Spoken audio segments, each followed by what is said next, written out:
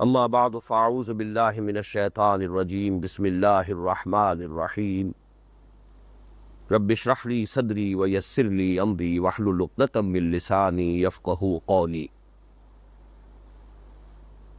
احادیث نبویہ کا جو مجموعہ ہم پڑھ رہے ہیں، 40 نووی، امام نووی رحمۃ اللہ علیہ کا مرتب کردہ 40 یا 41 یا 42 حدیثوں کا مجموعہ۔ اس کی ایک خصوصیت یہ ہے کہ اس میں دین کے جو مختلف پہلو ہیں ان سے متعلق بڑی بنیادی اور اہم احادیث جمع کر دی گئی۔ مثلا دین کا ایک پہلو یہ ہے کہ دین بحیثیت مجموعی اس کا تصور سامنے آ جائے۔ دین ہے کیا؟ اس میں اگر کوئی مراتب ہے تو وہ کیا ہے؟ اس کے کوئی اجزاء ہے تو ان کا باہمی ربط اور تعلق کیا ہے؟ اس پر اب نوٹ کیجئے کہ ہم نے سب سے پہلے تو حدیث جبرائیل جو دوسرے نمبر پر ہے اس مجموعے میں، دین کی اصل حقیقت، اس میں مراتب، اسلام، ایمان، احسان، پھر اسی حوالے سے ہم نے ایک اور حدیث جو اس مجموعے میں شامل نہیں ہے، ہمارے مطالعہ قرآن حکیم کے منتخب نصاب میں ہم نے اس کا اضافہ کیا، اس لیے کہ اس میں دین کی حقیقت بحیثیت مجموعی ایک اور پہلو سے سامنے آئی، اور اس کے اجزاء ترکیبی سامنے آئے، اس کی جڑ کیا ہے، تنا کیا ہے، چوٹی کیا ہے۔ تو یوں سمجھیے کہ یہ دونوں حدیثیں جو ہے یہ دین کو ایک کل کی حیثیت سے سامنے رکھنے کے ضمن میں بڑی بنیادی اہمیت کی حامل۔ پھر حدیث جبرائیل کے ایک حصے کی وضاحت پر مشتمل ایک اور حدیث اس میں تھی، حدیث نمبر 3 تھی، حضرت عبداللہ ابن عمر رضی اللہ تعالی عنہما سے، اس میں کہ اسلام کی حقیقت وہی بات جو حدیث جبرائیل میں تھی وہ اس میں بھی آ گئی۔ اسی طریقے سے جو ہم نے حدیث پڑھی تھی حضرت معاذ بن جبل سے جو روایت کی گئی ہے، جو ہمارے مطالعہ قرآن حکیم کے منتخب نصاب میں ہے، اس کے 2 اجزاء پر مشتمل 2 حدیثیں ہم نے اس مجموعے میں پڑھ لی ہیں، ایک حضرت عبداللہ ابن عمر سے رضی اللہ تعالی عنہما اور ایک خود حضرت معاذ بن جبل سے ہے۔ تو یہ تو گویا کہ اسی دین کو بحیثیت کل واضح کرنے کے لیے یہ احادیث، جن میں سے یوں سمجھیے کہ 4 حدیثیں اس مجموعے میں اور 5ویں حدیث کا ہم نے اضافہ کیا کہ جو مطالعہ قرآن حکیم کے منتخب نصاب میں شامل ہے۔ یہ دین بحیثیت مجموعی کل کی حیثیت سے اس کے اجزاء، اس کے مراتب۔ اب اسی میں ایک اور پہلو ہمارے سامنے آیا کہ دین میں خاص طور پر عبادات کا جو معاملہ ہے اس میں بدعات کا اختراع جو ہے، نئی نئی رسومات اور نئی نئی شکلیں پیدا کر لینا، یہ دین کا بالآخر حلیہ بگاڑ کر رکھ دیتا ہے۔ اس پر 2 حدیثیں آ گئی، حضرت عائشہ صدیقہ رضی اللہ تعالی عنہا کی حدیث، حدیث نمبر 5 وہ ہم پڑھ چکے ہیں، اور پھر یہ کہ حضرت ارباد ابن ساریہ رضی اللہ تعالیٰ عنہ کی حدیث، وہ حدیث نمبر 29 ہے، وہ بھی ہم نے پڑھ لی ہے۔ تو ایک خاص موضوع پر 2 حدیثیں، اگرچہ اس مجموعے میں وہ مختلف مقامات پر ہے، لیکن اگر مضمون اور اس کے موضوع کو دیکھا جائے تو وہ ایک دوسرے سے بہت قریب ہے۔ ایک تیسرا موضوع ہے ایمان کی حقیقت اور اس کے جو باطنی کیفیات ہیں اس کی وضاحت پر مشتمل، اور یہ ظاہر بات ہے کہ دین کا اہم ترین پہلو ہے۔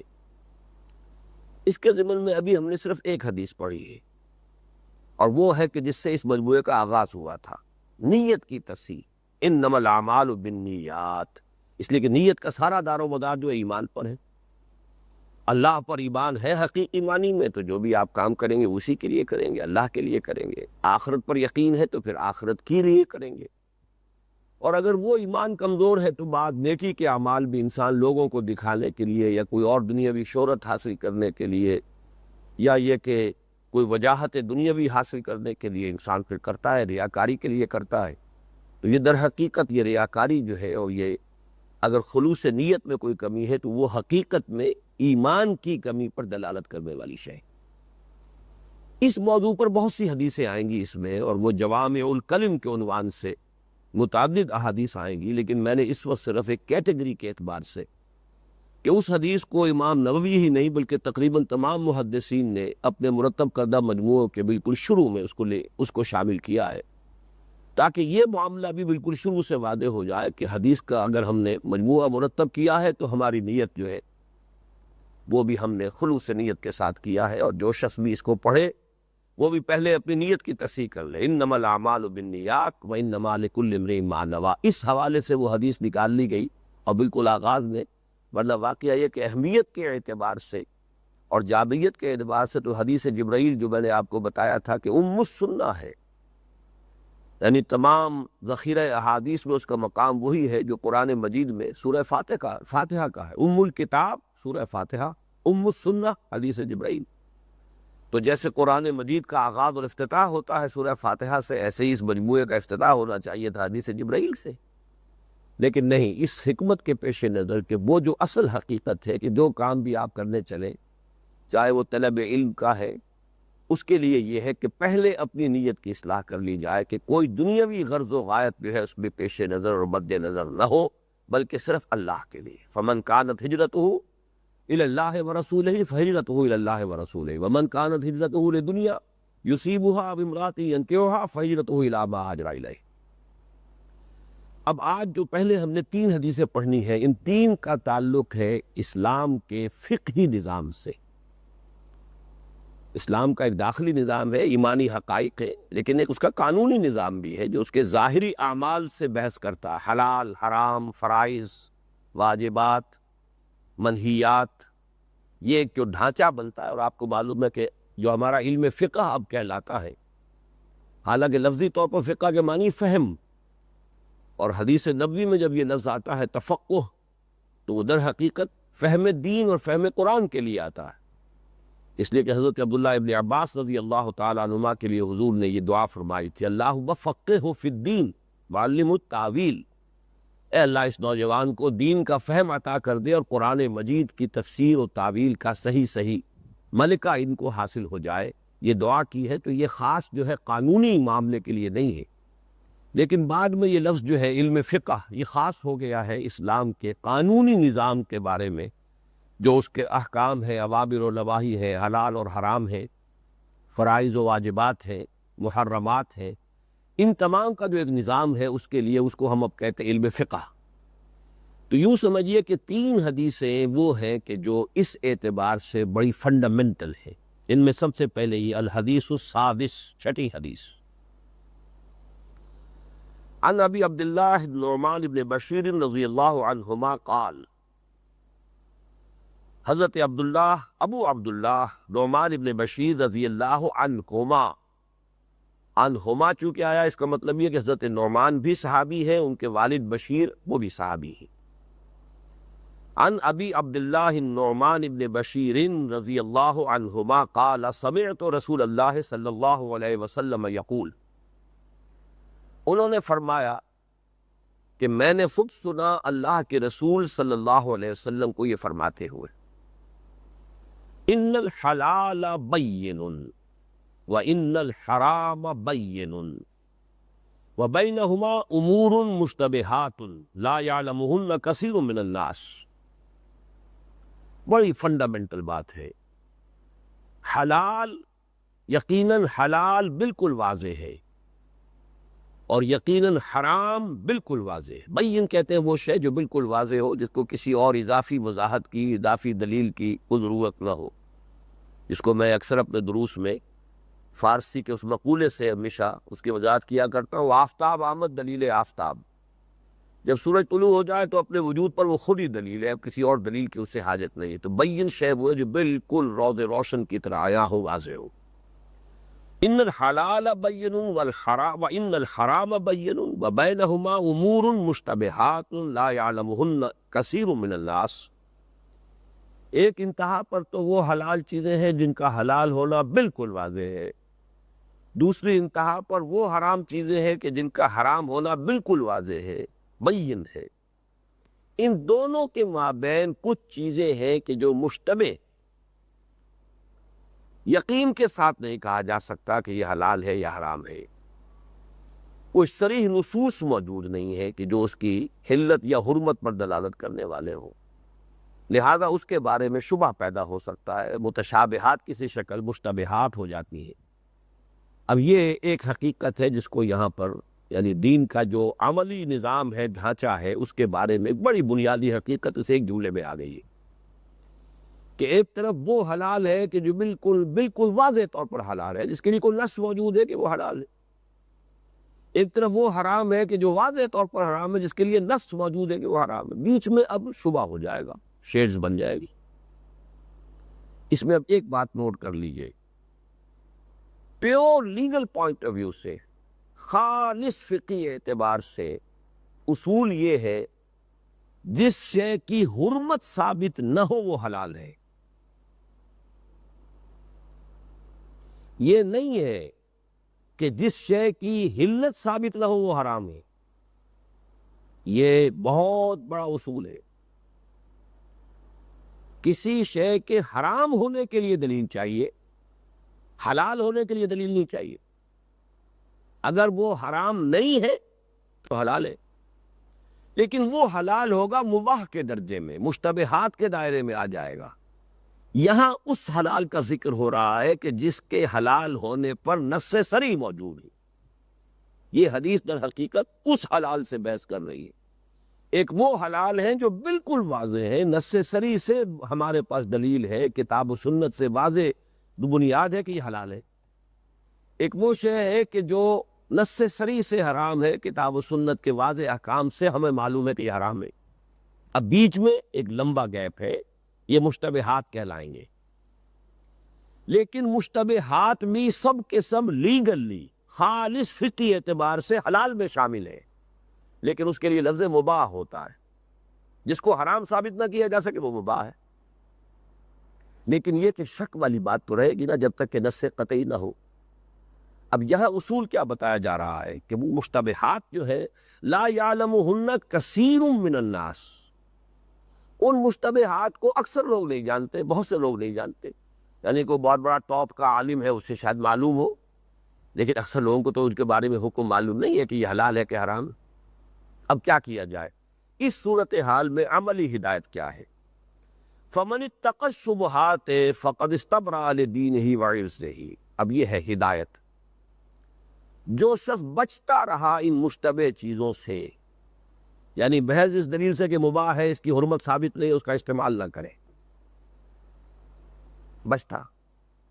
فَمَنِ اتَّقَى الشُّبُهَاتِ، جو ان مشتبہ چیزوں سے بچتا رہا، فقد استبرا، تو اس نے برات حاصل کر لی، نجات اور کامیابی حاصل کر لی، لدین ہی وعرض ہی، اپنے دین کے لیے بھی اور اپنی عزت کے لیے۔ ظاہر بات ہے بندہ مومن کی عزت تو اسی میں ہے نا کہ اللہ تعالیٰ کے ہاں اس کی کا مقام جو ہے وہ عزت والا ہو، تو وہ تو اسی سے محفوظ رہے گا۔ مشتبہ چیز جو ہے جس کے بارے میں پتہ نہیں، ہو سکتا ہے کہ حرام ہو، اس سے بچے کیوں نہ انسان۔ تو فمن اتقى الشبهات فقد استبرأ لدینہ وعرضہ ومن وقع فی الشبہات وقع فی الحرام، اور جو مشتبہ چیزوں میں ملوث ہو جائے گا، واقع ہو جانا، اس کے اندر ملوث ہو جائے گا، مشتبہ چیز ہے ملوث ہو گیا، وہ حرام میں بھی ملوث ہو جائے گا۔ ہوتے ہوتے آدمی کا تھریش ہولڈ جو ہے وہ لو ہونا شروع ہو جاتا ہے۔ اب دیکھیے سمجھیے کہ یہ حرام مطلق ہے، واضح ہے، یہ حلال مطلق ہے، واضح، بیچ میں مشتبہات ہے۔ آپ نے ذرا سا ادھر سے سفر شروع کر دیا تو اب اس کا امکان ہے کہ ڈگری بائی ڈگری آپ ادھر ڈرفٹ ہو جائیں، ادھر ہوتے چلے جائیں کہ ایک چیز اس کے بعد دوسری چیز، تیسری چیز، ہوتے ہوتے ہو سکتا ہے کہ آپ کھلا حرام تک پہنچ جائیں۔ تو تقوی اس شے کا نام ہے کہ آپ مشتبہات سے بچیں۔ کوئی شے چاہے اس کے حلال ہونے کا فتویٰ موجود ہو، خالص لیگلی، کہ اس کی حرمت پر کوئی دلیل قطعی نہیں ہے، لیکن یہ کہ انسان اس سے بچے، یہ تقویٰ ہے۔ اس میں انسان اپنی عزت اور اپنے دین کو محفوظ کرے گا اگر وہ اس طرح کی مشتبہ چیزوں سے بچتا رہے۔ اب مثال کے طور پر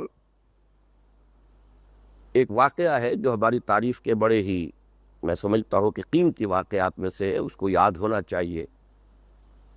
نور الدین زنگی رحمۃ اللہ علیہ کہ جن کے پھر جانشین کی حیثیت سے صلاح الدین ایوبی رحمۃ اللہ علیہ، یہ دو بہت ہماری تاریخ کی عظیم شخصیتیں ہیں، بہت نیک اور متقی حکمران تھے۔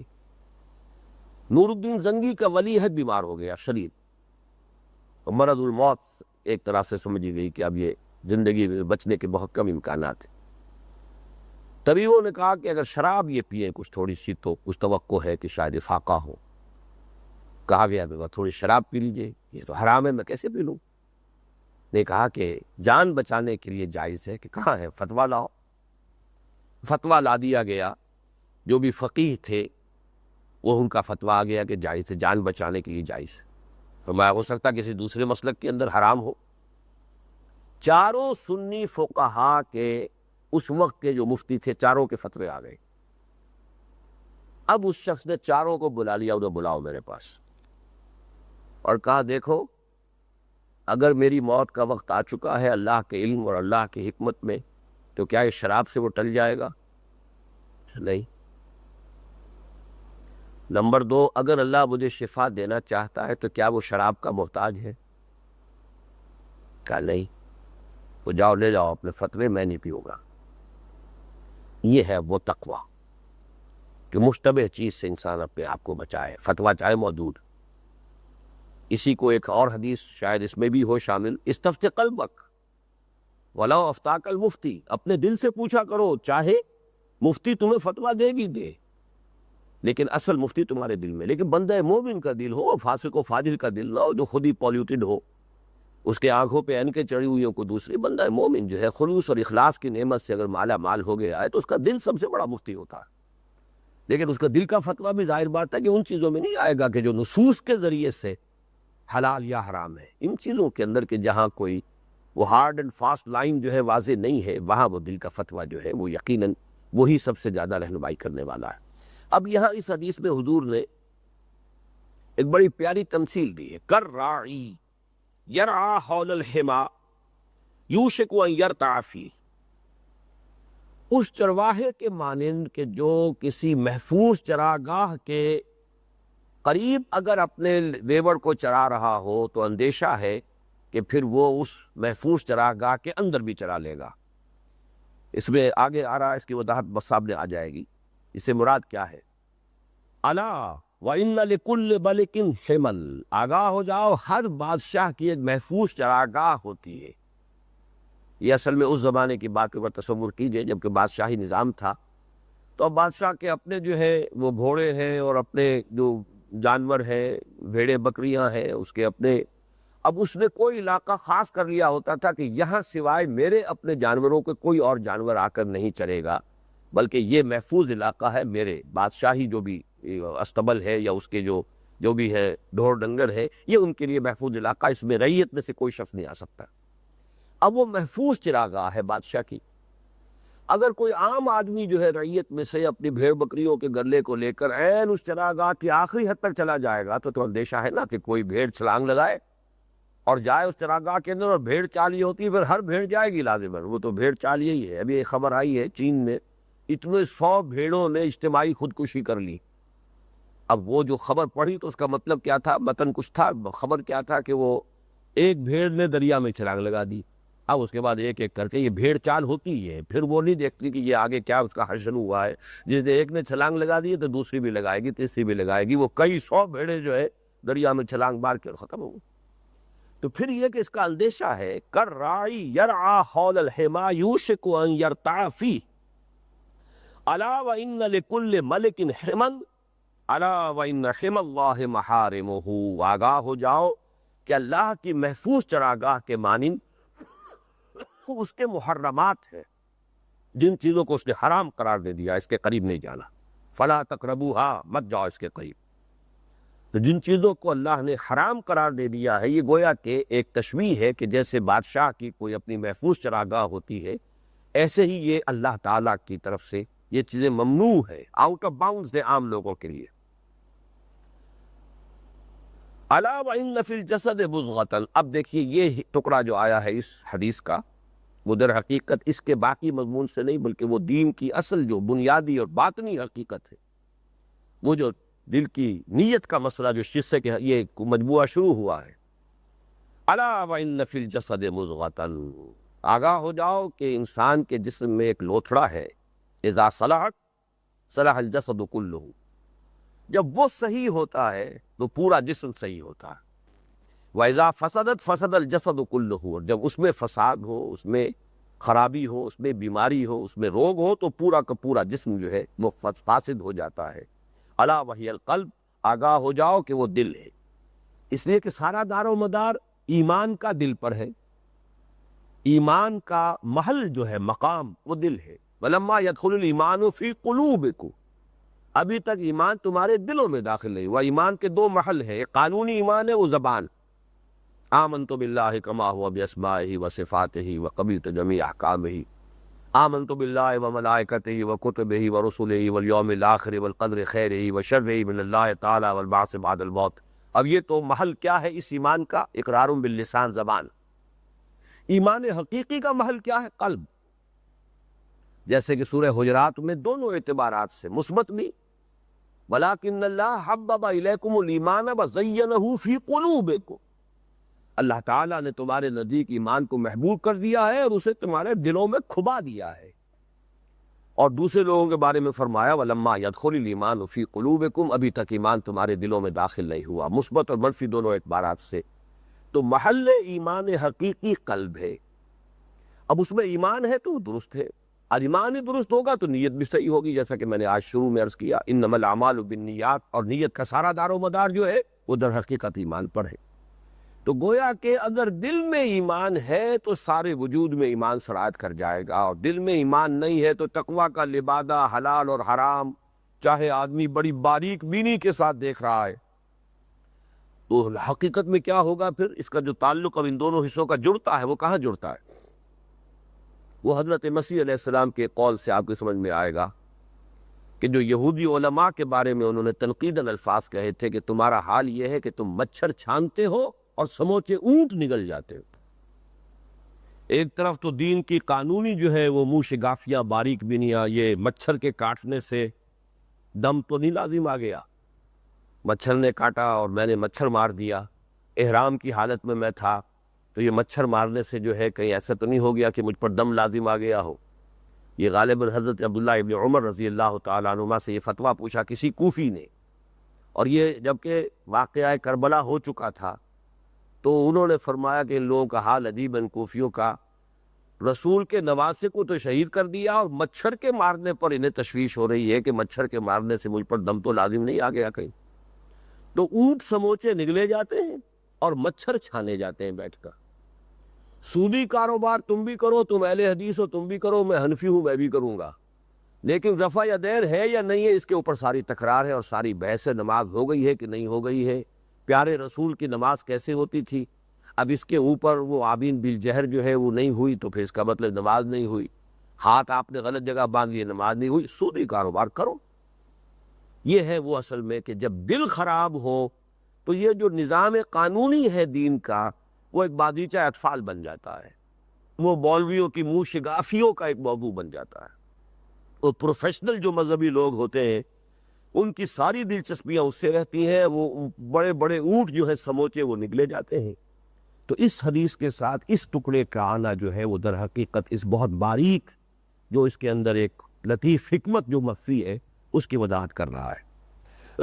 متفق علیہ ہے، یہ صحیح بخاری اور صحیح مسلم دونوں میں موجود ہے۔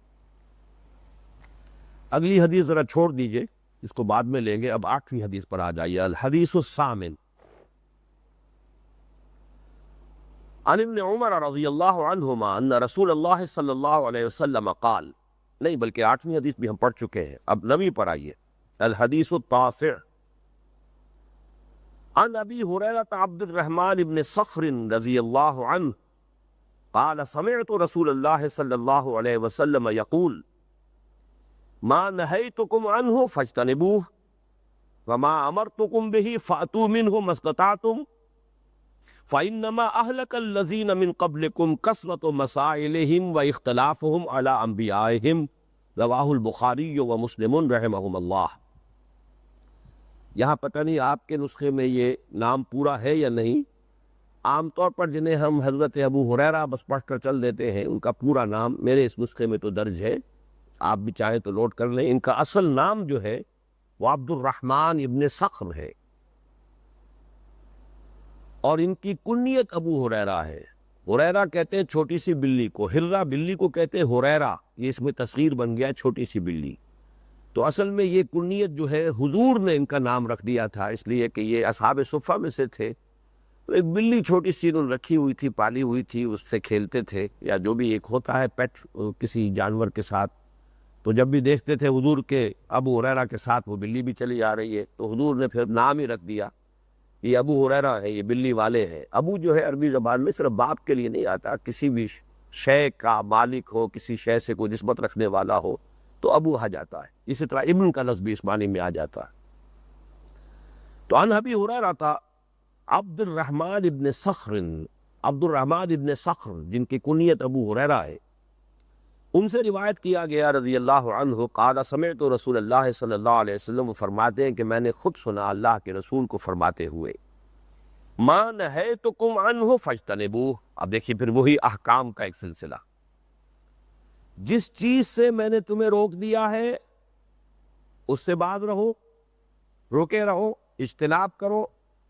اجتناب کون سا باب ہے جی؟ افتعال۔ حروف اصلیہ کون سے ہوئے جی؟ کیا معنی اس کے؟ جنب کسے کہتے ہیں؟ جنب پہلو کو کہتے ہیں، یہ آپ کا پہلو۔ تو اجتناب پہلو تہی کرنا، کسی چیز سے اپنے پہلو کو، پہلو تہی جو عربی کا فارسی کا لفظ ہے، پہلو تہی، اپنے تہی دامن کہتے ہیں وہ شخص جس کے دامن میں کچھ نہ ہو، تہی دامن۔ تہی دست وہ شخص ہے کہ جس کا ہاتھ خالی ہو، پیسہ نہ ہو۔ تھوڑی سی فارسی بھی پڑھا دوں نا آپ کو۔ تو پہلو تہی، جس کو ہم اردو پہلو تہی کر رہا، تو یہ اب یہ ایک لفظ نہیں ہے، فارسی کے 2 الفاظ سے بنا ہے۔ اپنے پہلو کو بچانا کسی شے سے، اجتناب، اپنے پہلو کو کسی شے سے بچا لینا، دور ہو جانا، کنی کترانا، یہ اجتناب کے صحیح معنی ہوں گے۔ ما نہیتکم عنہ فاجتنبوہ، جس چیز سے میں نے تمہیں روک دیا ہے۔ اب ظاہر بات ہے جو روک دیا ہے وہ صریح بات ہو گئی، حضور کی طرف سے وضاحت کے ساتھ فرما دیا، اس کو مت استعمال کرو، مت کھاؤ، مت پیو، مت استعمال کرو، جو بھی جس اعتبار سے بھی نہیں ہے۔ وما امرتکم بہ فاتوا منہ ما استطعتم، اور جس چیز کا بھی میں نے تمہیں حکم دیا ہے اس کی جتنی بھی تمہارے استطاعت میں ہے اس کی پابندی کرو، اس کو پورا کرو۔ اس کے اندر اب اس میں دیکھیے بڑا پیارا انداز ہے، حرام سے بچنے کے لیے تو یہ نہیں کہا کہ جتنا تمہارے اندر استطاعت ہو، نہیں، حرام سے تو بچنا ہی بچنا ہے، جس چیز سے روک دیا رکنا ہی رکنا ہے۔ لیکن حلال یا فرض کے معاملے میں یا نیکی کے معاملے میں ظاہر بات ہے کہ درجات ہوں گے آگے سے آگے بڑھنے کا، جیسے قرآن مجید میں بھی آیا ہے کہ فَيَتَّبِعُ أَحْسَنَهُ، قرآن مجید وہ اللہ کی آیات سنتے ہیں تو اس کے بہتر سے بہتر پہلو کی وہ پیروی کرتے۔ تو یہاں پہ فرمایا فَمَا أَمَرْتُكُمْ بِهِ فَأْتُوا مِنْهُ مَا اسْتَطَعْتُمْ، اس میں سے جس حد تک بھی استطاعت ہے پوری کرو، میرا حکم ہے۔ فَإِنَّمَا أَهْلَكَ الَّذِينَ مِن قَبْلِكُمْ، اب یہاں پہ اصل بات کیا کہی جا رہی ہے یہ اگلی حدیث میں اور واضح ہو کر آ جائے گا، کہ جہاں سکوت اختیار کیا ہو نبی نے یا قرآن نے، اس کے بارے میں خام خواہ کھود کرید مت کرو۔ لہذا یہاں فرمایا گیا فَإِنَّمَا أَهْلَكَ الَّذِينَ مِن قَبْلِكُمْ كَثْرَةُ مَسَائِلِهِمْ، یقیناً تم سے پہلے جو امتیں تھیں انہیں ہلاک کیا ہے ان کے بہت زیادہ سوال کرنے نے۔ مین میخ نکال رہے ہیں، فلاں اگر یوں ہو جائے حضور تو پھر کیا ہوگا، حضرت اگر ایسا ہو جائے تو پھر کیا ہوگا، اور یوں ہو جائے تو کیا ہو جائے، مفروضات کے اوپر سوالات کے اوپر سوالات کرتے چلے جا رہے ہیں۔ بھائی جس بات سے روک دیا ہے رک جاؤ، جس چیز کا حکم دے دیا گیا ہے اس کو اپنی امکانی حد تک پورا کرو۔ اب اگر کسی جگہ سکوت ہے تو اگلی حدیث میں آ جائے گا یہ سکوت جو ہے کسی بھول کی وجہ سے نہیں ہے، نسیان کی وجہ سے نہیں ہے، بلکہ یہ کسی مصلحت کی وجہ سے۔ لہذا خام خواہ اس کے بارے میں سوالات کرنا، اور خاص طور پر جب کہ ابھی وحی نازل ہو رہی تھی اور حضور شارع کی حیثیت سے موجود تھے، کسی سوال کا جواب میں وحی آ جاتی تو اب گویا کہ وہ قطعی حکم ہو گیا ہمیشہ کے لیے۔ کسی سوال کے جواب میں جو بات حضور فرما دیتے وہ اب شریعت کا جز بن جاتا ہمیشہ کے لیے۔ تو جو اللہ کی طرف سے اور اللہ کے رسول کی طرف سے وسعت رکھی گئی تھی لوگوں کے لیے، وہ خام خواہ سوال کر کے اس میں تنگی پیدا کر لی۔ اس کی ایک مثال بھی آپ سمجھ لیجئے حج کی فرضیت کا حکم آیا. اب ایک صاحب کھڑے ہوگا, حضور کیا ہر سال فرض ہے حج کرنا؟ حضور نے سکوت اختیار کیا, دوسری طرف رخ کر لیا. اس اللہ کے بندے نے, حضور یہ کیا ہر سال فرض ہے؟ تیسری مرتبہ پھر آپ نے ڈانٹا, اگر میں ہاں کہہ دوں تو تمہارے لیے ہمیشہ کے لیے فرض ہو جائے گا. اس میں اگر سکوت اختیار کیا گیا ہے تو جو شخص ایک مرتبہ کا فرض ہونا تو ثابت ہو گیا, لیکن باقی کسی کے لیے ہے وہ کرے, جتنے بھی ہو. لیکن یہ کہ اس کی فرضیت, اگر اس کے اندر جو ہے خامخواہ سوال کر کے اس میں خامخواہ اپنے لیے تنگی پیدا کرا لینا, تو فرمایا فَإِنَّمَا أَهْلَكَ الَّذِينَ مِن قَبْلِكُمْ كَثْرَةُ مَسَائِلِهِمْ وَإِخْتِلَافُهُمْ عَلَىٰ أَنبِيَائِهِمْ, اور ان کا اختلاف کرنا اپنے انبیاء سے. یہاں میں نے ایک دو ترجمے کنسلٹ کیے ہیں, سب نے تقریباً ترجمہ یہی کیا ہے, وہی میں آپ کے سامنے کر رہا ہوں. لیکن مجھے کچھ شبہ ہے اس میں کہ اعلیٰ کا جو یہاں صلہ آیا ہے, تو اس کا مطلب یہ نہیں ہے نبیوں سے اختلاف کرنے کی. تو میں نہیں سمجھتا کہ کوئی بھی صحابی یا کوئی بھی نبی کے زمانے کے حواری یا صحابی جو ہے وہ اس کی جرات کریں گے. تو اعلیٰ سے مراد ہے کہ زیادہ اختلافی مسائل چھیڑ دینے نبیوں کے ہوتے ہوئے, یہ میرے نزدیک زیادہ اس کا قرین قیاس ہے. اعلیٰ جو ہے وہ در حقیقت اعلیٰ انبیاء ہیں, تو اعلیٰ آتا ہے کسی چیز کی موجودگی کے لیے. اعلیٰ رغم نبیوں کے ہوتے ہوئے اپنے اختلافات جو ہے ان کے مسائل کو چھیڑ دینا, جیسے کہ ہم نے پچھلی مرتبہ حدیث پڑھی تھی کہ قدر کے مسئلے کے اوپر بحث شروع کر دی گئی, تو حضور ناراض ہوئے, اتنے ناراض ہوئے آپ کا چہرہ سرخ ہو گیا, جیسے کہ دو انار جو ہے وہ آپ کے دونوں گالوں پر نچوڑ دیے گئے ہوں, سرخ انار. اتنا غصہ آپ کو آیا, تو آپ نے فرمایا بہذا امرتم ام بہذا ارسلت الیکم, کیا تمہیں اس چیز کا حکم دیا گیا ہے؟ کیا میں تمہارے پاس اس کام کے لیے بھیجا گیا ہوں؟ ان مسائل کے اوپر اجمال اختیار کیا گیا, اجمال پر رہو, اور جن چیزوں کے بارے میں صراحت آ گئی ہے میں اس پر عمل کرنے کی کوشش کرو. یہ خام خواہ کو اختلافی بحثیں چھیڑ دینا اور مسائل جو ہے ان کے اوپر بحث و نزاع کی بات شروع کر دینا, اسی سے تم سے پہلے کی امتیں ہلاک ہوئی ہیں. تو یہ ہے اصل میں. البتہ اس میں ایک فرق رہے گا کہ اعلیٰ انبیاء ہند کا جو مفہوم میں بیان کر رہا ہوں اس سے یہ بات نکلی ہے, یہ فوری طور پر ابھی میرا ذہن منتقل ہوا ہے کہ اس سے حضور کے بعد جو ہے اگر یہ کام کیا گیا ہو تو اس کی شناعت وہ نہیں رہے گی. مثلا یہ کام کیا ہے ہمارے فقہا نے, خاص طور پر امام اعظم امام ابو حنیفہ رحمۃ اللہ علیہ, انہوں نے جو مجلس بنائی تھی, امام صاحب کی کوئی تصنیف نہیں ہے, نہ انہوں نے کوئی مجموعہ مرتب کیا, نہ کوئی فقہ کی کتاب ان کی ہے. ایک ہی کتاب مشہور ہے اور وہ الفقہ الاکبر ہے, اس کے بارے میں بھی مشکوک ہی ہے کہ وہ آپ کی تصنیف ہے یا نہیں ہے. اصل میں امام صاحب نے جو کام کیا امام ابو حنیفہ رحمۃ اللہ علیہ نے, کہ وہ شاگردوں کی جماعت تیار کر دی کہ جو اس کے بالکل اہل ہو گئے تھے کہ مسائل کا استنباط کریں, اور اکثر گفتگو ان کے مابین رہتی تھی, بحث و نزاع بیٹھ کر, اور وہاں ظاہر بات ہے کہ مفروضوں پر بھی گفتگو ہوتی تھی. تو مفروضوں پر گفتگو نبی کے بعد کرنا, اس میں وہ خطرہ نہیں ہے کہ جو مفروضوں پر گفتگو نبی کی موجودگی میں کرنا ہے, نبی کی موجودگی میں کریں گے تو جو جواب دو آ جائے گا وہ شریعت کا مستقل حصہ بن جائے گا. نبی کے بعد اگر وہ بات ہو رہی ہے تو وہ شریعت کا مستقل حصہ تو نہیں ہے, وہ تو ایک رائے ہوگی. وہ یہ امام اعظم کی رائے تھی, یہ قاضی ابو یوسف کی رائے تھی, یہ امام محمد کی رائے تھی, یہ امام ظفر کی رائے تھی. وہ شریعت نہیں ہے, وہ رائے ہے. اس حوالے سے چونکہ ہمارے ہاں پھر جب فقہی کتابیں مرتب کی گئی ہیں, تو جیسا کہ آپ کو معلوم ہے قانون جو ہے وہ تو قانون تو نام ہی موشگافی کا ہے.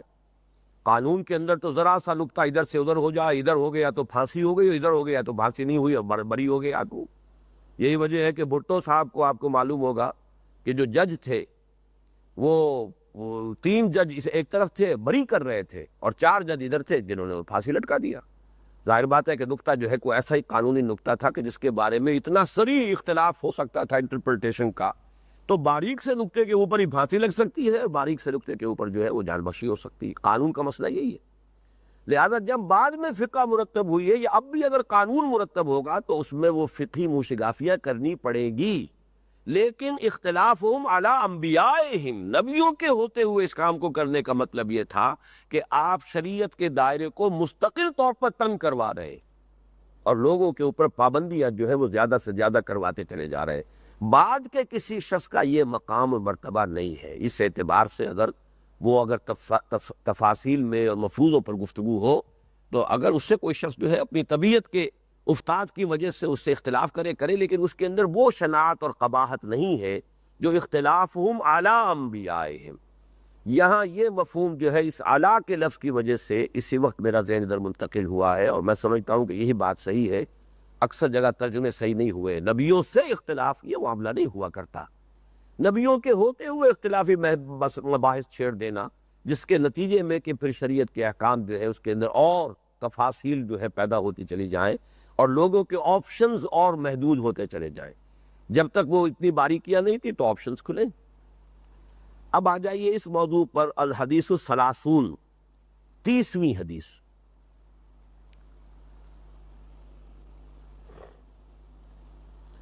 عن ابی ثعلبۃ الخشنی جرثوم ابن ناشر رضی اللہ عنہ. اب یہ ابو ثعلبہ ہیں رضی اللہ تعالی عنہ کہ انہوں نے یہ فرمایا، ان کا نام ہے ابو ثعلبہ الخشنی جرثوم ابن ناشر. نام ہے جرثوم ابن ناشر، ناشر کے بیٹے جرثوم. الخشنی یہ ان کے قبیلے کی نسبت ہے. ابی ثعلبہ، ابو ثعلبہ یہ ان کی کنیت ہے. عام طور پر ابی ثعلبہ لکھا ہوا ہوگا صرف، پتہ نہیں آپ کے یہاں کیا ہے، پورا لکھا ہے. تو حضرت جرثوم ابن ناشر الخشنی جن کی کنیت ابو ثعلبہ ہے، ان سے مروی کیا گیا عن رسول اللہ صلی اللہ علیہ وسلم. دیکھیے یہاں وہ الفاظ نہیں، یہ سمعتو، انہوں نے روایت کیا حضور سے صلی اللہ علیہ وسلم. یہ بھی ممکن ہے کہ انہوں نے خود حضور سے سنا ہو، یہ بھی ممکن ہے کہ حضور سے کسی اور صحابی نے سنا، انہوں نے ان سے سنا ہو. سارا امکان ہے، اس لیے کہ یہاں ان ہے، سمعتو کا لفظ نہیں ہے. رسول اللہ صلی اللہ علیہ وسلم قال، آپ نے فرمایا، ان اللہ تعالی فرض فرائض فلا تضیعوها. یقیناً اللہ تعالیٰ نے کچھ فرائض تو فرض کر دیے ہیں، معین کر دیے ہیں، تو ان کو ہرگز ضائع مت کرو. تضییع، تضیعوها، یہ تضییع کا لفظ کبھی کبھی اردو میں لکھا ہوتا ہے تو لوگ تثنیہ پڑھتے ہیں اسے، تثنیہ اوقات. یہ جو کہتے ہیں وقت کو ضائع کرنا تو وہ تثنیہ پڑھ دیتے ہیں اس کو، وہ تضییع ہے. اب اس کا تلفظ صحیح سے ہی کرنا تو بہت مشکل کام ہے، یعنی کہ دو یہ جمع ہو جاتی ہے اس میں. تفریل کا جو ہے یہ باب تضییع، تو تضییع جو ہے اس سے ضیع یضیع تضییعا، بعد میں تفریل ضائع کرنا، یہ تضییع ہے. فلا تضیعوها، جو اللہ نے فرض معین کر دیے ہیں ان کو تو ہرگز ضائع مت کرو.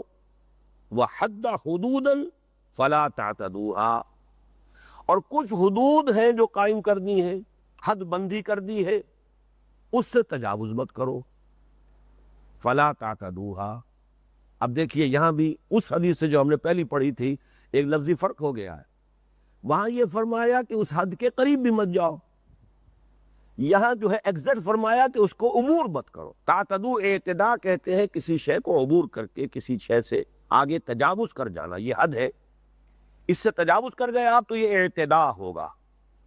لیکن یہ کہ اگر اس کے اندر اندر ہے تو اعتداء تو نہیں ہوا، لیکن اس کا اندیشہ ہے کہ اگر بالکل حد کے قریب آپ کھڑے ہیں تو کسی وقت پاؤں پھسلا تو آپ گئے، کسی وقت آپ کی بھیڑ بکری نے کسی نے چھلانگ لگائی تو گئی اس حد کے اندر. تو اس حوالے سے اس حدیث میں یہ تھا کہ تم ذرا دور رہو. فمن اتقى الشبہات فقد استبرأ لدینہ وعرضہ، جو ان متشابہات سے یا مشتبہات سے بچا رہا اس نے اپنے دین اور اپنی عزت کا تحفظ کر لیا.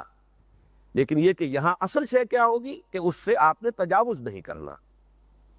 ان اللہ تعالی فرض فرائض فلا تضیعوها وحد حدودا فلا تعتدوها وحرم اشیاء فلا تنتهكوها، اور کچھ چیزیں اس نے حرام قرار دے دی ہیں ان کو پامال مت کرو.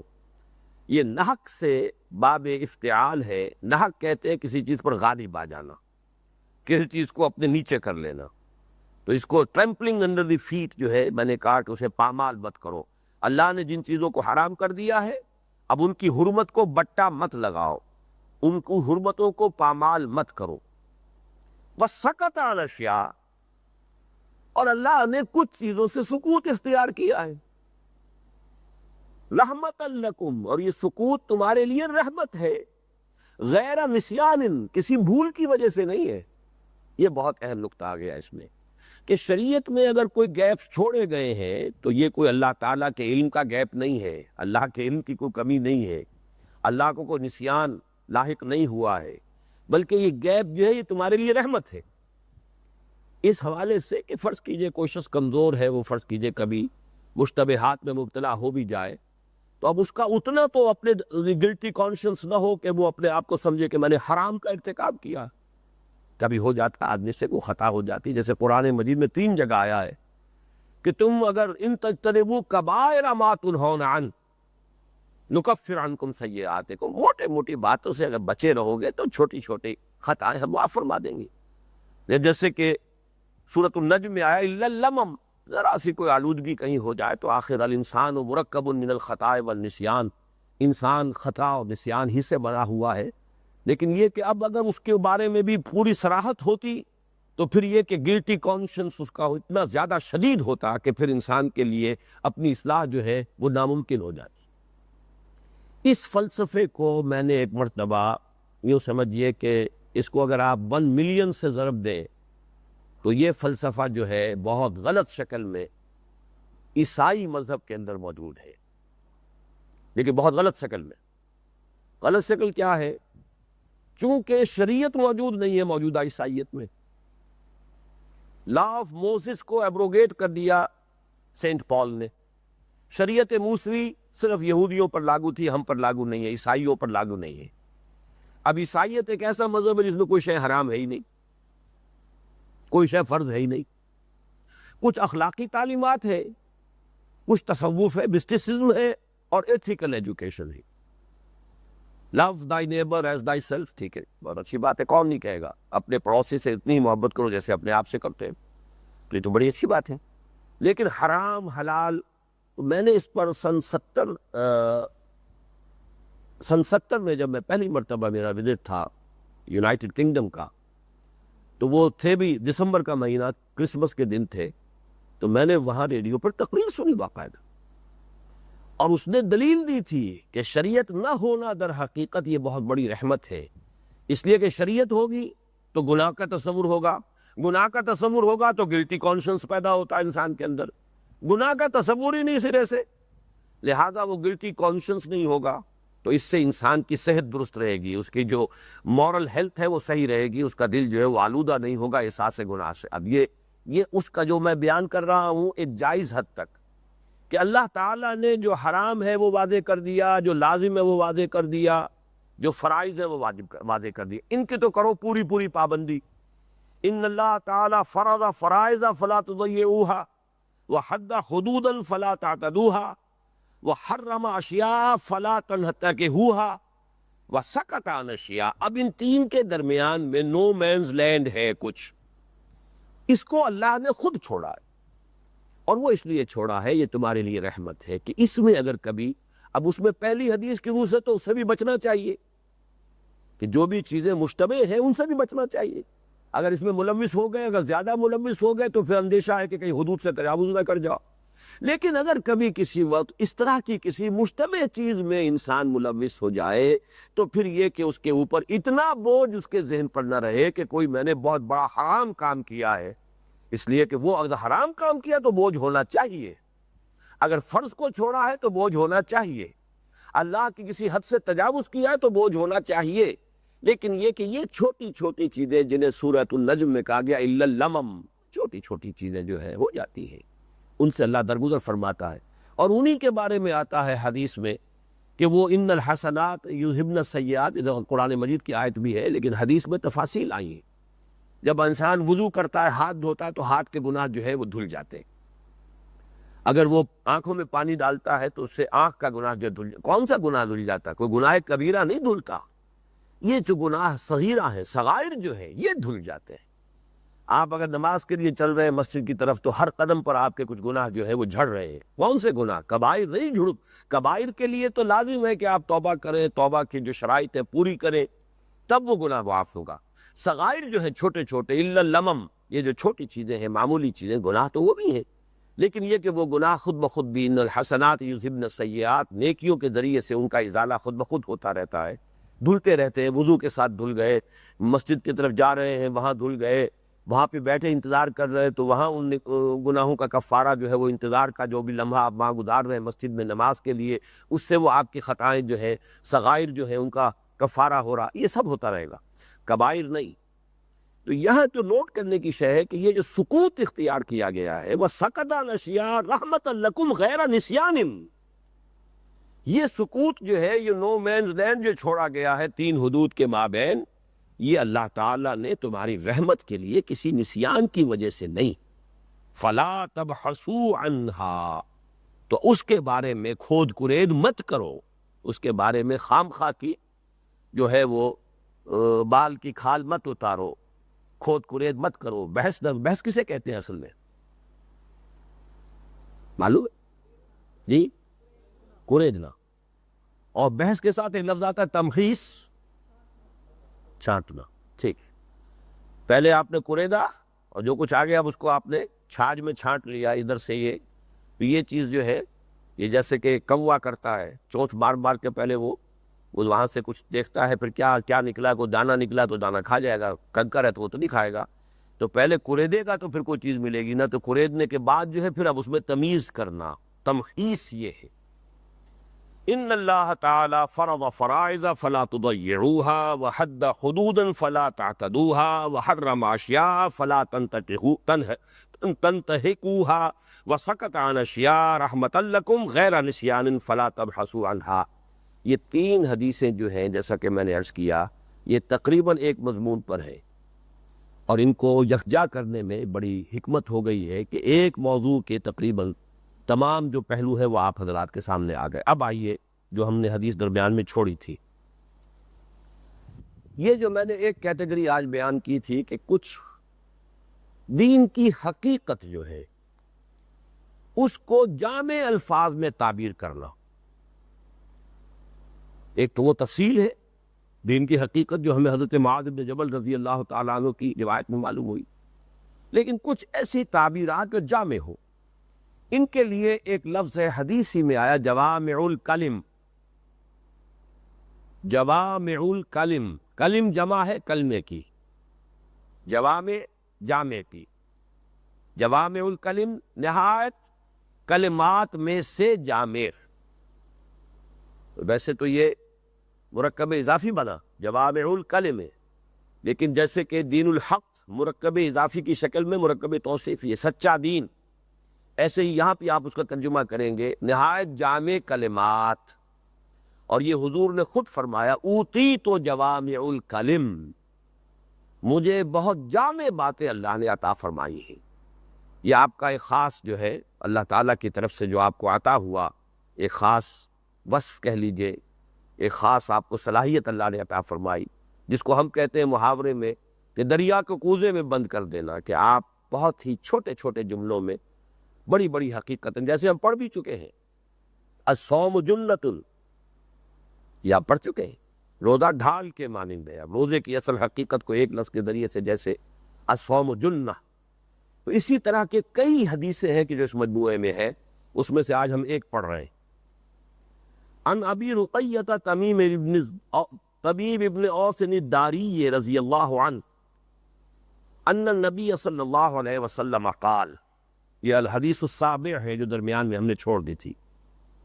اب دیکھیے یہ بھی ان کا نام کیا ہے، تمیم ابن اوس، یہ نام ہے، تمیم ان کا اپنا اور باپ کا نام اوس، داری یہ ان کے قبیلے کی نسبت ہے۔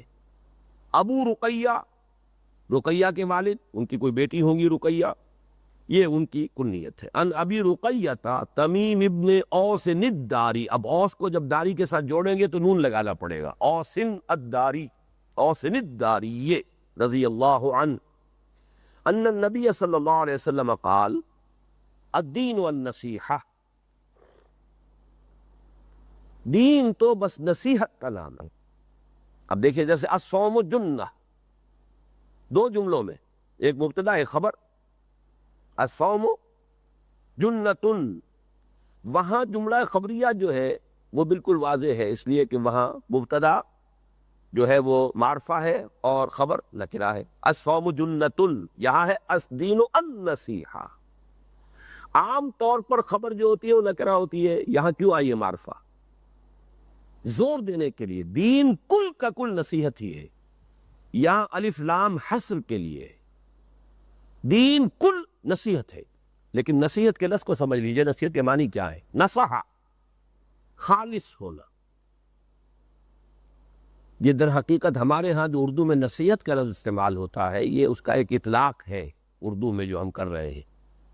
عربی میں تو اس معنی میں تو یہ لفظ آتا ہی نہیں ہے، وعظہ کا لفظ آئے گا، جیسے ہم نے پڑھا ہے وہ جو ایک حدیث ہم پڑھ چکے ہیں، وعظنا رسول اللہ صلی اللہ علیہ وسلم ذات یوم، آپ نے ہمیں وعظ فرمایا۔ ایسے حضرت لقمان کے بارے میں وَهُوَ يَعِظُهُ، وہ اپنے بیٹے کو نصیحت کر رہے تھے۔ تو نصیحت کا لفظ جس معنی میں اردو میں استعمال ہوتا ہے، عربی میں وہ اس کا استعمال میرے علم کی حد تک تو ہے ہی نہیں سرے سے۔ خاصہ اصل میں کیا ہے نصیحت کا؟ خالص ہونا۔ تو خلوص و اخلاص یہ نصیحت کا اصل مفہوم ہے۔ دین نام ہے خلوص و اخلاص کا۔ اب خلوص و اخلاص، نیت کا خلوص و اخلاص بھی ہے۔ نصح لہو، اس کے کیا معنی ہوں گے؟ اس کے ساتھ نہایت خلوص کا معاملہ کیا۔ نصح لہو، اس نے اس کے ساتھ بہت خلوص کا معاملہ کیا۔ اگر آپ کسی کی خیر خواہی میں کوئی بات اس سے کہہ رہے تو یہ بھی نصیحت ہو گئی۔ آپ نے اس کی اپنی خیر خواہی میں، اس کی بہتری کے لیے آپ نے ایک بات اس سے بتائی ہے، اس سے کہی ہے، تو یہ نصیحت ہے۔ اس معنی میں اس لفظ کا اس کے ساتھ ایک جو ہے وہ لغوی ربط تو موجود ہے، لیکن اس میں استعمال عربی زبان میں لفظ نصیحت کا نہیں ہے، بلکہ نصیحت کے معنی خلوص و اخلاص، خیر خواہی، وفاداری۔ اب اس کے جو ترجمے کیے جائیں گے مختلف نسبتوں سے، ترجمے مختلف ہو جائیں گے، وہ اس کی مثال ابھی سامنے آ جائے گی۔ الدین والنصیحہ، دین تو کل کا کل خلوص و اخلاص کا نام ہے۔ قلنا لمن، میرے پاس جو ہے یہ رواہ مسلم، امام مسلم کی روایت سے ہے، شاید آپ کے ہاں یہ ہے قلنا لمن یا رسول اللہ، یہ الفاظ بھی ہے اضافی اس کتابچے میں، ہے یا نہیں؟ یہ انٹروگیشن پوائنٹ پہ قال اللہ، بس ٹھیک ہے۔ پھر میرے پاس جو اس کتاب کا نسخہ ہے اس میں یا رسول اللہ کے الفاظ بھی تھے، اور سلاسن کا لفظ بھی ہے، 3 مرتبہ حضور نے فرمایا الدین والنصیحہ، الدین والنصیحہ، الدین والنصیحہ سلاسن۔ تو یہ بھی بات سمجھ میں آتی ہے اصل میں کہ حضور کا عام قاعدہ یہ تھا، جیسا کہ حضرت معاذ بن جبل والی روایت میں ہم نے پڑھا کہ آپ نے حالانکہ اس وقت تو ایک ہی آدمی سے گفتگو کر رہے تھے، تب بھی آپ نے ہر بات کو 3 دفعہ دہرایا، اور ویسے مجمع میں جب گفتگو کرتے تھے تو 3 دفعہ دہرانا ویسے سمجھ میں آتا ہے، اس لیے کہ لاؤڈ سپیکر تو تھا نہیں۔ وہ داہنی طرف رخ کر کے فرمائی وہ بات، پھر سامنے رخ کر کے فرمائی وہ بات، پھر بائیں طرف جو لوگ بیٹھے ہیں شاید انہوں نے نہ سنی ہو جب آپ کا رخ ادھر تھا، تو 3 مرتبہ آپ دہراتے تھے۔ تو اس حدیث کے ایک متن میں سلاسن کا لفظ بھی موجود ہے، الدین والنصیحہ، الدین والنصیحہ، الدین والنصیحہ سلاسن۔ قلنا، ہم نے یہ کہا، لمن، کس کے لیے نصیحت، کس کے لیے خلوص، کس کے لیے اخلاص، کس کی خیر خواہی، کس کے ساتھ وفاداری؟ قال للہ ولکتابہ ولرسولہ ولأئمۃ المسلمین وعامتہم، رواہ مسلم۔ یہ خلوص و اخلاص اللہ کے ساتھ، اس کا کیا مطلب ہے؟ وفاداری بھی ہو، اللہ کی پوری تابع داری بھی ہو، تمام مخلوقات سے بڑھ کر اللہ سے محبت بھی ہو، اللہ کی رضا جوئی ہی انسان کا نصب العین بن جائے، یہ سارا اب اللہ کے ساتھ خلوص و اخلاص۔ الاعمال بالنیات، وہ یہاں پر اس میں شامل ہو جائے گا۔ گویا کہ وہی بات جو میں نے کہا تھا کہ کچھ چیزیں ایسی ہیں دین کی باطنی حقیقتوں کی تعبیر کے لیے، انہی میں سے اس حدیث کو نوٹ کیجئے، نمبر 1 والی حدیث، اور یہ نمبر 7 والی حدیث آ رہی ہے، اور بھی بہت سی آئیں گی بعد میں، لیکن اس کو نکال لیا ہے شروع میں تاکہ وہ ایک بہت اہم بات جو ہے وہ شروع میں آ جائے۔ تو اللہ کے ساتھ دوسری بات جو نوٹ کرنے کی ہے کہ عام طور پر ترتیب ہوتی ہے اللہ کے بعد رسول کی، یہاں لے کتاب ہی آیا ہے، رسول ہی بعد میں آیا ہے، اس کی وجہ کیا ہے؟ یہ بھی ہو سکتا ہے کہ یہ، جیسا کہ ہمیں معلوم ہے کہ حدیث جو ہے وہ لفظاً محفوظ نہیں ہوتی، ترتیب آگے پیچھے ہو سکتی ہے۔ جب حدیث جبرائیل کے اندر بھی ترتیب آگے پیچھے ہے جو ام السنہ ہے تو اور بھی ہو سکتا ہے، لیکن یہ کہ اگر یہی ترتیب ہے تو اس میں ایک بڑی حکمت نظر آتی ہے، اور وہ حکمت یہ ہے کہ رسول کا معاملہ جو ہے ایک خاص اعتبار سے صرف صحابہ کے لیے تھا، ہمارے لیے دائمی طور پر اللہ کے ساتھ منسلک ہے، اس کی کتاب ہے۔ اب ہمارے پاس اللہ کی کتاب موجود ہے، رسول صلی اللہ علیہ وسلم کی ایک حیثیت تو اللہ کی حیثیت کے تابع ہے، ان کی اطاعت کرنی ہے، وہ تو جو اللہ کی اطاعت ہے، اس کے رسول کی اطاعت ہے، کرنی ہوگی۔ وَمَن يُطِعِ الرَّسُولَ فَقَدْ أَطَاعَ اللَّهَ۔ لیکن جو خلوص و اخلاص کا معاملہ ہے، میں ذاتی طور پر حضور کے ساتھ کیا خلوص برتوں گا، میں حضور کے ساتھ ذاتی طور پر کیا وفاداری کروں گا۔ البتہ یہ کہ قرآن کے ساتھ وفاداری، آپ اس میں وہ ساری چیزیں نوٹ کر لیجئے، مسلمانوں پر قرآن مجید کے حقوق، وہ پورا گویا کہ یہاں پر وَلِکِتَابِهِ، کتاب کے ساتھ خلوص، اس کا پورا حق ادا کرنا، اس کے ساتھ جو ہے پوری وفاداری۔ اب وفا کے معنی بھی پورا کرنا ہوتا ہے نا، وفاداری، وفا پورا کرنا، وعدہ وفا کرنا، وعدہ پورا کرنا۔ تو کسی کے ساتھ وفاداری کا مطلب یہ جو اس کے حقوق ہیں اس کو پورے کے پورے ادا کیے جائیں۔ تو للہ ولکتابہ ولرسولہ، اور رسول کے ساتھ صلی اللہ علیہ وسلم۔ اب اس میں کیا اس سے مراد ہے، وہ آئندہ ہم حدیثیں پڑھیں گے تو وہ کھل کر آ جائے گا۔ ویسے یہ کہ وہ مضمون تو ہمارے ہاں جو نبی اکرم صلی اللہ علیہ وسلم کے ساتھ ہمارے تعلق کی بنیادوں والا کتابچہ ہے، حب رسول کے تقاضے ہیں، یہ کتابچے موجود ہیں، لیکن اس مجموعے میں بھی حدیثیں آئیں گی۔ لیکن جو اہم تر حصہ ہے اس کا ہمارے لیے، خاص طور پر آج کے دور میں کسی دینی جماعت کے لیے، کسی خادم دین فرد یا خادم دین جماعت کے لیے، وَلِأَئِمَّةِ الْمُسْلِمِينَ وَعَامَّتِهِمْ، یہ خلوص اور اخلاص اور وفاداری اور خیر خواہی، یہ مسلمانوں کے ائمہ کے لیے بھی اور مسلمانوں کے عوام کے لیے بھی۔ اور یہاں عوام پر ائمہ کو مقدم کیا گیا، وَلِأَئِمَّةِ الْمُسْلِمِينَ وَعَامَّتِهِمْ۔ اس کی وجہ کیا ہے؟ یہ بھی بغیر کسی سبب کے نہیں ہے، ترجیح بلا مرجع نہیں ہے۔ جس کے ہاتھ میں بھی مسلمانوں کے معاملات کی باغ ڈور آ گئی ہے، صحیح آئی ہے، غلط آئی ہے، اچھا آدمی ہے، برا آدمی ہے، لیکن بہرحال قسمت و بسمت اس کے ہاتھ میں ہے نا۔ وہ کوئی غلطی کرے گا، بیڑا غرق ہوگا۔ اس کو کوئی صحیح بات کہہ دے، شاید اس کے دل کو لگ جائے تو قوم کے لیے، ملک کے لیے، پوری امت کے لیے مفید ہوگی۔ لہذا نصح و خیر خواہی اس کے ساتھ رہنی چاہیے۔ وہ نصح و خیر خواہی کا مطلب یہ نہیں کہ اس کا حکم مانا جائے، وہ تو اللہ اس کے رسول کے ساتھ معاملہ ہے۔ مطلب یہ کہ اسے ہمیشہ صحیح مشورہ دیا جائے۔ اس صحیح مشورے کے اندر وہ بات بھی شامل ہے، جیسا کہ حضور نے فرمایا کہ انصر اخاک ظالما او مظلوما، اپنے بھائی کی ضرور مدد کرو، چاہے ظالم ہو چاہے مظلوم ہو۔ اور صحابہ حیران ہوئے کہ ننصرہ مظلوما فکیف ننصرہ ظالما، حضور یہ تو سمجھ میں آ گیا کہ مظلوم ہونے کی حالت میں ہم اس کی مدد کریں، ظالم ہونے کی حالت میں کیسے مدد کریں؟ فرمایا اس کا ہاتھ روک لو ظلم سے، یہی اس کی مدد ہے۔ تو کسی غلط کام پر تنقید کرنا، کسی صحیح بات کا مشورہ دینا، اگر اس میں کوئی شخص رک جاتا ہے، جو آج کل کا ہمارا سیاست کا معاملہ ہے، اپوزیشن کی ہر وقت یہ خواہش ہوتی ہے کہ یہ حکومت گرے، تو صحیح بات کا مشورہ بھی نہیں دینا چاہیں گے، مبادا وہ صحیح بات کر لے تو اور مستحکم ہو جائے گی حکومت۔ یہ بالکل باریک بات ہے، اچھی طرح سمجھ لیجیے۔ صحیح بات اپنے پاس رکھیں گے روک کر، کہ وہ تو اگر ہمارے ہاتھ میں طاقت آئے گی تو ہم کریں گے، لیکن اس وقت جو حکومت ہے اس کو ہم یہ صحیح بات کیوں بتائیں؟ اس کو تو ہر حال میں سینشر کرنا ہے، اس کو ہر حال میں اس کو جو ہے لوگوں کے سامنے ڈسکریڈٹ کرنا ہے، ہر حال میں اس کے اوپر تنقید ہی کرنی ہے۔ اسے تو کوئی الٹی پٹی نہیں پڑھانی ہے، تاکہ وہ الٹی پٹی پڑھائے، کسی کھائی میں گرے تو ہماری حکومت کے بننے کا امکان پیدا ہو۔ یہ ہے اصل میں موجودہ دور کی جمہوریت، جو مغربی جمہوریت ہے، جس میں کہ party in power and party in opposition کے مابین جو ریلیشنز ہیں وہ بالکل یوں سمجھیے کہ پیتھولوجیکل، وہ ایک طرح کی مرض کی نشاندہی کرنے والی چیزیں ہیں۔ لیکن اسلام میں یہ ہے کہ آپ صحیح مشورہ دیجئے، جو بھی اس وقت ہے اب ہے وہ، لیکن یہ کہ جو بات آپ صحیح سمجھتے ہیں اگر آپ ود ہولڈ کر رہے ہیں تو آپ خیانت کر رہے ہیں قوم کے ساتھ۔ آپ نے اس وقت کی حکومت یا جو بھی جس کے ہاتھ میں زمام کار ہے، آپ نے اگر اس کو صحیح رائے نہیں دی، وہ مانے نہ مانے اس سے آپ کو کوئی سروکار نہیں، آپ کے اوپر کوئی اس کا الزام نہیں مانتا نہ مانے، مان لے تو بہت اچھا ہے۔ اللہ تعالیٰ آپ کی اس رائے کے ذریعے سے کوئی راستہ اس کو سجھا دے اور ملک و ملت کا خیر کوئی اس سے وجود میں آ جائے، لیکن آپ ود ہولڈ کریں گے تو آپ نے تو خیانت کر لی۔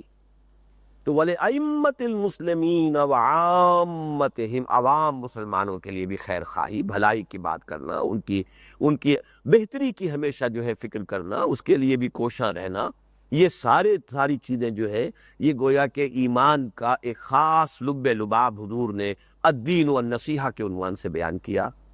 الدین والنصیحہ قلنا لمن قال للہ ولکتابہ ولرسولہ ولأئمة المسلمین وعامتہم، رواہ مسلم رحمہ اللہ۔ سبحانک اللہ۔